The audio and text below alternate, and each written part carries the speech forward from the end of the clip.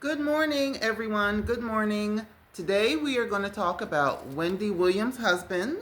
We're going to talk about Social Security, and we're going to talk about Travis Hunter.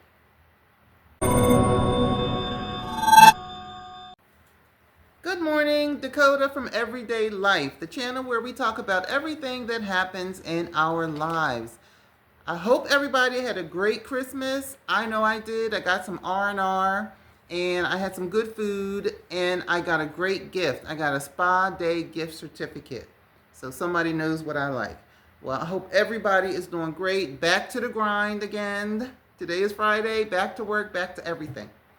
Well, we got a good show today. We're going to talk a little bit about celebrity stuff and we're going to talk about Social Security, which is good news.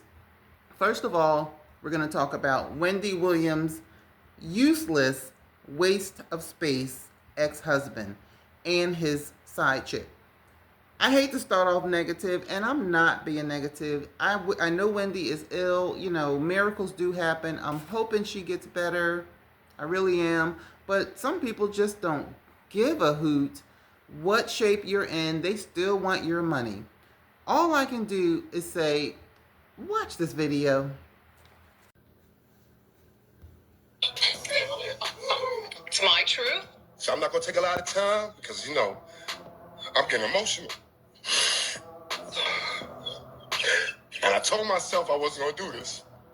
Nobody, and I mean nobody, will ever bring the energy, the charisma, the passion, the expertise, the talent, and whatever else you want to call it.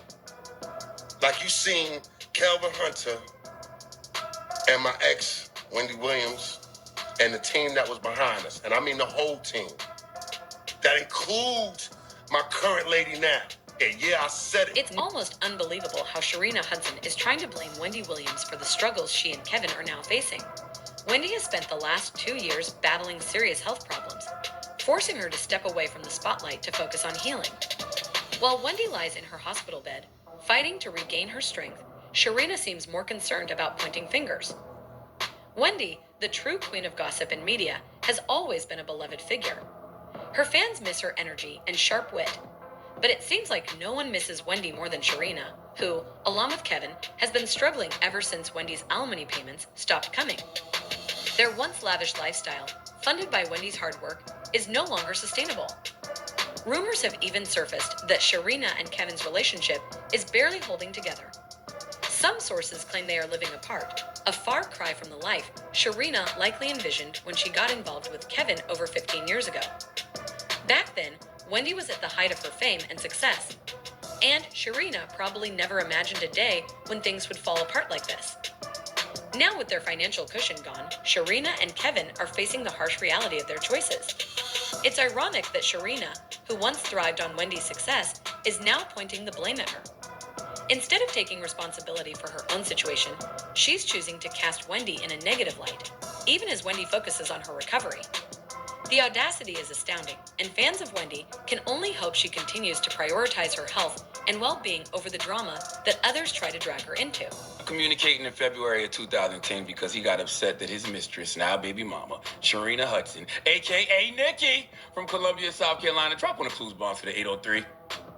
He got upset because he thought I was trying to hook his mistress up with my homeboy Wax. Think about that. Big grown-ass married Negro from Brownsville, Brooklyn, supposed to be some thorough-ass hood dude, upset because he thinks I'm trying to hook his side chick up with my homeboy. Does that not make him a grade-A sucker? A clown of legendary proportions. Now, the reason I have never had no smoke for Wendy is, number one, I feel sorry for her because she was an abused woman on various levels. And two, I know Kelvin didn't go to Wendy and say, yeah, we don't rock with Charlamagne anymore, because he tried to hook his side chick up with my homeboy. So you just chalk that up to the game. Kevin isn't just bad news, he's the ultimate disaster. And Sharina Hudson, she's right there with him. For over 15 years, the two of them have been living the high life, all paid for with Wendy Williams' hard-earned fortune.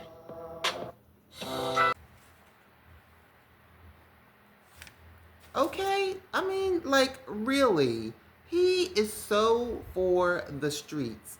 No empathy, no sympathy. And why are you crying?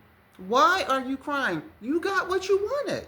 Okay? You didn't want to be with Wendy anymore. You wanted to be with Serena, the side chick. You wanted to be with the side chick. You wanted to get alimony. You wanted to buy a big house. You got everything you wanted. Why are you crying? You look stupid crying. So basically, you were getting $200,000 plus. Calvin was getting $200,000 plus every month from Wendy Williams. I don't know for how long, a couple years, I'm not sure, but that's whatever. It's a lot of money. You haven't saved any money, Calvin. You haven't even attempted to go find a job. And you're buying jewelry and expensive cars and $790,000 homes, and you don't have a job? You know, it's the second video I did on him. I give up. I give up. Wendy, you're better off. I give up. Okay, so that's the story with Wendy Williams. Him and the Calvin and his girlfriend are blaming Wendy for their downfall. And Charlemagne the God, that what he said in that clip was the smartest thing I have ever heard him say. He's getting really good. Charlemagne's, he's growing. He's getting more articulate. He's learning more. He's growing. I'm proud of him. Keep it up. Okay, the next story, Travis Hunter. And I know probably most of you females are like, who's Travis Hunter? Did you mean Travis Scott? No. Travis Hunter. And if you're a sports buff and you're a man, you know exactly who he is. Travis Hunter is a junior quarterback and wide receiver for the University of Colorado Buffaloes. This year, he became the school's second Heisman Trophy winner. So Travis Hunter is a 21-year-old Heisman Trophy winner, and for the first, he's the first full-time two-way player, the first full-time two-way player to win this award since the 1960s. So if you're a sports buff, then Travis Hunter is he is up and coming. He's up and coming. He has a where is it? He has a $5.2 million deal for football. He's 21 years old. He is worth an estimated $6 million at 21 years old. That's really good. That's really good. And he's living his best life. He's living his best life. But, it's always a but. But he has fallen prey to what I call women at work. Not women of the streets, not pros, just women at work. And when I say women at work, I mean the likes of Tyrese's ex, Tiger Woods' ex. I don't know if he got divorced or not. I'm not sure. And Kanye's wife, Bianca, she's at work too. And what I mean is, these women, you can tell they don't care about these men. They just care about the fame. They just care about the fortune. And they just care about the money. Okay? So look at this photo of Travis Hunter and his girlfriend, Leland. I think her name is Leland. Okay, now Leland is always in the news. She does not seem to have poor Travis's heart. She has his heart, but no, I mean, she doesn't seem to love him, but he seems to love her, because this is what he does. Now, I know he's 21, and, I've got a son that's almost that age too, and I know they have scrambled eggs for brains, but I don't know. I think she's not good for him, because this is what he does. She goes to party. He drives her there. He waits in the car for 4 hours while she parties, and then she comes back to the car, and then they go home. Okay? She was on some Instagram or whatever, grinding up on other men, and she gets annoyed when he takes photos with his fans. And she said to him, there was a video out that said that she said, no, she was saying to him, because I saw the video, When I said I loved you, it was a mistake. I didn't mean it. I just, I. So, and the boy was like this, just a 21-year-old baby. I just feel so bad for him. He's like, I'm sure a lot of you people here, my age, I'm sure you guys have 20-year-old sons, and you don't want to see them taken advantage of because he's on his way up. He's 21. He's got 10 more years to be in the NFL. He's going to make 10 times more money than he is making now. And unfortunately, it seems as if Leland isn't grasping what her role should be in the relationship. She isn't exuding being a genuine supportive partner. She's not. To the black community at large, we simply want Hunter to conceptualize the life that he is ascending to. He is ascending to greatness.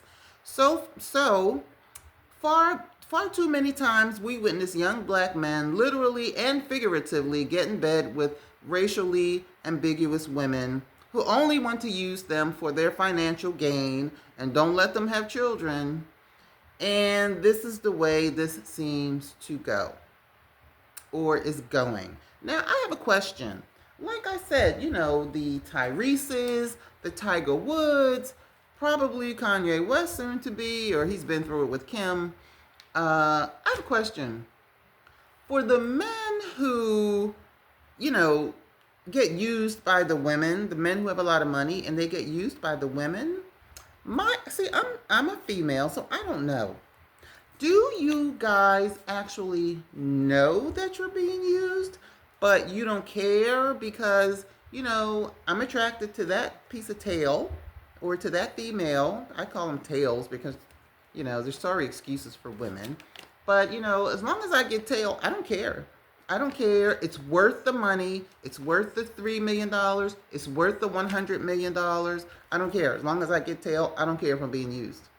Or is it you just don't realize it and you're really, really surprised at the end when she walks away with half?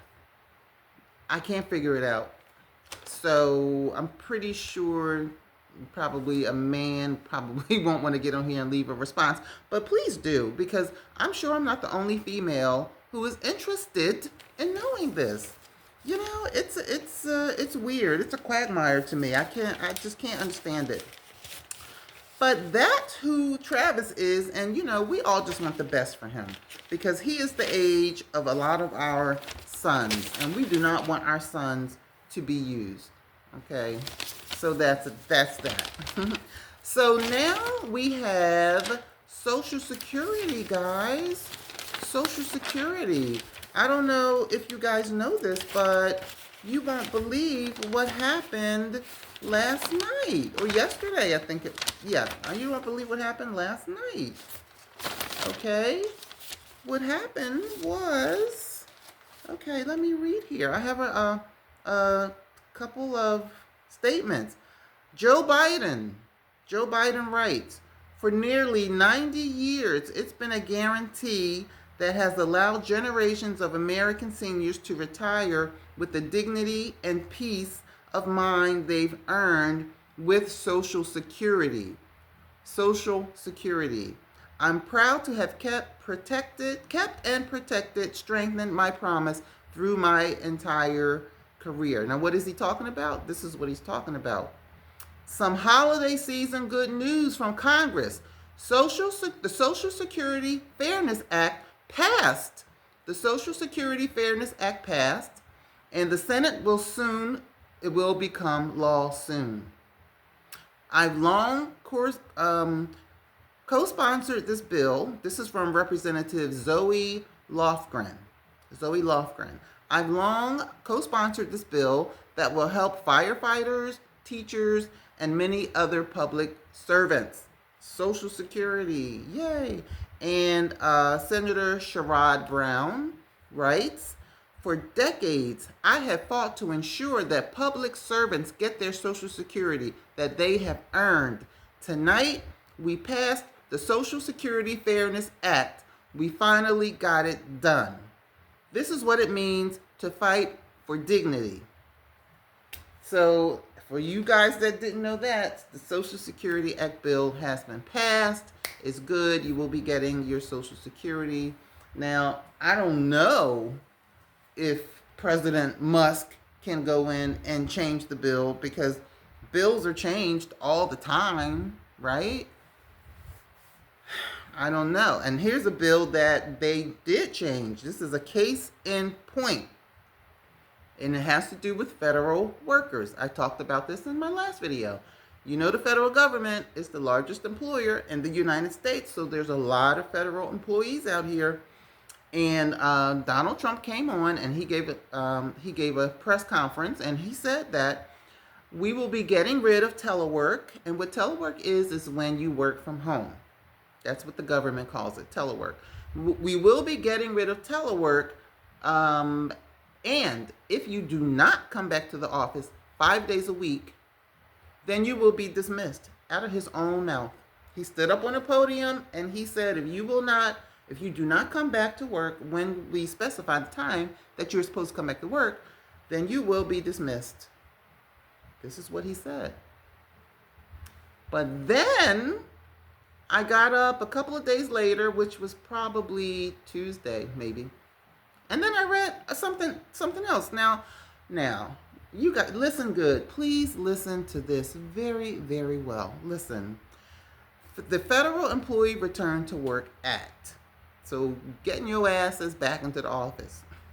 This regulation would exclude certain workers who perform their work activities from home at least 1 day a week from raises. So basically what he's saying is, see, he just said you got to come back or you're going to be dismissed. And here it says if you're working from home at least 1 day a week, you will no longer get raises. How can you do that? When every year there's a COLA, a cost of living increase. I know federal workers get it. I'm pretty sure state workers get it. Social Security's applicants, recipients get it. It's cost of living increase every year. So if you think you want to work from home even 1 day a week, you will be excluded from getting cost of living increases. But and it goes further. And also your pay, your local pay rate. Let me see. It says here, let me read it.